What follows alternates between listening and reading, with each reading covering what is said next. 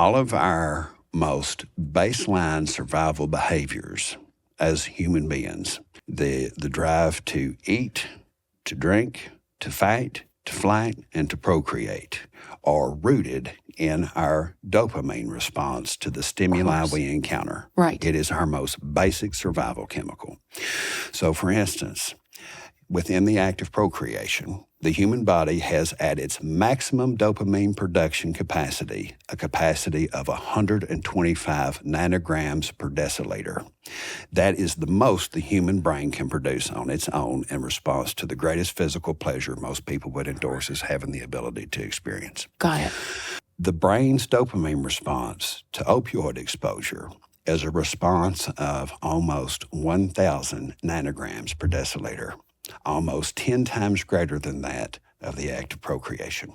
So when we encounter individuals who have been opioid dependent, many of whom were treated for legitimate medical conditions with high-powered opioids that in some cases, think OxyContin, Yes. have been engineered to maximize the propensity for habituation, and others who have just simply come into contact with it as a method of self-medicating their misery. Right. Whatever the circumstances for entry, once they're there, they are physiologically captured by a dynamic by which the only way in which the brain will produce dopamine and satiate the desire is to take ever greater dosages of opioids. And the inability to get past that is rooted in the fact that when the person stops taking opioids, the brain's ability to produce its own dopamine and serotonin is completely shut down. It takes the brain almost 18 months before it can begin to produce dopamine and serotonin, and can take up to 3 to 4 years before those levels are restored to pre-opioid normalcy.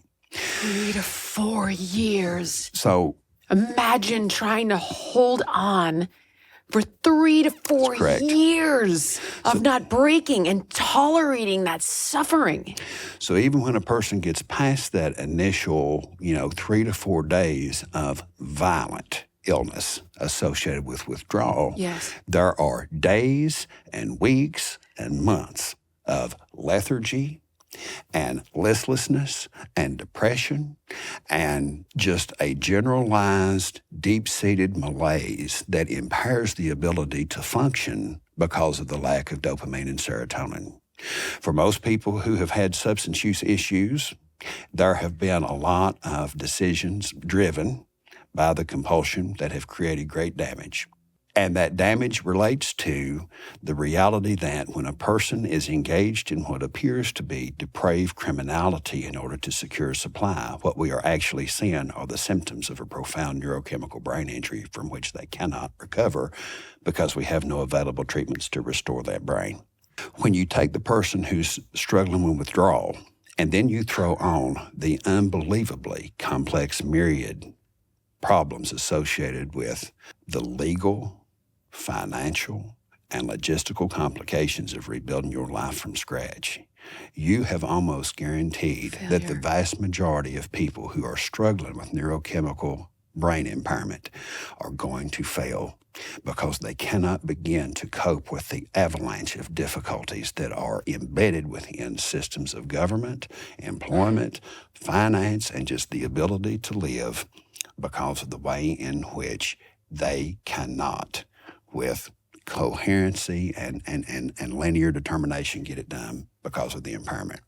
When a person receives Ibogaine, their dopamine and serotonin production is restored to their pre-opioid exposure levels within 36 to 48 hours of that first single treatment. And again, that's a reality sorry, just a second. It's okay. 36 to 48 hours, the brain goes back to baseline pre-opioids is what you're saying? That's exactly right. And without it, it's 3 to 4 years. That is exactly right. Brian, this sounds insane. It does sound insane. It sounds too good to be true. Yeah, it sounds ridiculous. Really? Except for the fact that it is real. It's as real as you and I sitting here talking about it. Well, that's one of the great mysteries what we call the mechanism of action within Ibogaine that produces that result is one that is still mysterious. We just know that it does it, and it does it in dramatic fashion for the vast majority of people who take but a single treatment. Now, again, I would not want to mislead your audience. This is not a now and forevermore cure. What it does is produce a profound physiological restoration of an individual. Oh, I see. You're removing this crippling impact of brain chemistry that goes on for 3 to 4 years. Thank you so much for watching. If you enjoyed the podcast, please like, comment, subscribe, and share. And make sure to let me know what guests you want to see on in the future.